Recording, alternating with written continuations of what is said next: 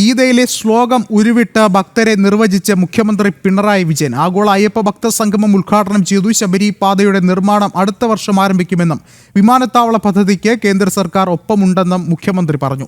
ഇതേസമയം ചർച്ചകൾ പകർത്തുന്നതിന് മാധ്യമങ്ങൾക്ക് അനുമതി നൽകാത്തത് വിമർശനത്തിന് ഇടയാക്കി.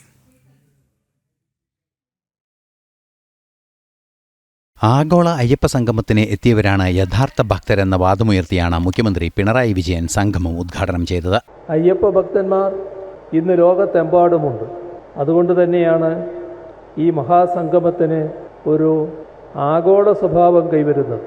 ഇതിനോട് ഭക്തജനങ്ങൾ, പ്രത്യേകിച്ച് അയ്യപ്പ ഭക്തന്മാർ സർവാത്മന സഹകരിക്കുന്നുവെന്ന് കാണുന്നത് സന്തോഷകരമാണ്. യഥാർത്ഥ ഭക്തർക്ക് ഇങ്ങനെയേ ചെയ്യാനാകും. റോപ്പ് വേ, ശബരിമല വിമാനത്താവളം, ശബരി റെയിൽപാത എന്നിവ കാലതാമസമില്ലാതെ യാഥാർത്ഥ്യമാക്കുമെന്നും വിമാനത്താവള പദ്ധതിക്ക് കേന്ദ്ര സർക്കാരിന്റെ എല്ലാ സഹകരണവും ഉണ്ടെന്നും മുഖ്യമന്ത്രി പറഞ്ഞു. ദേവസ്വം ബോർഡുകൾക്കും അനുബന്ധ സ്ഥാപനങ്ങൾക്കുമായി 232 കോടി രൂപയാണ് അനുവദിച്ചത്. ഇങ്ങനെ സർക്കാർ അങ്ങോട്ട് കൊടുക്കുന്നത് കാണാതെയാണ് സർക്കാർ പണം കൊണ്ടുപോവുകയാണ് എന്ന് കള്ളപ്രചരണം അഴിച്ചുവിടുന്നത്.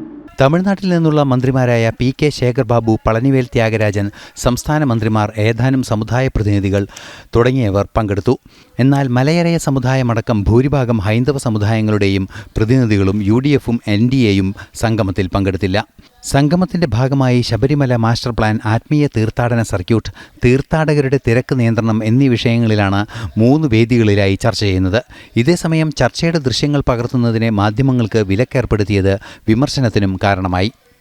ജനം, പമ്പ.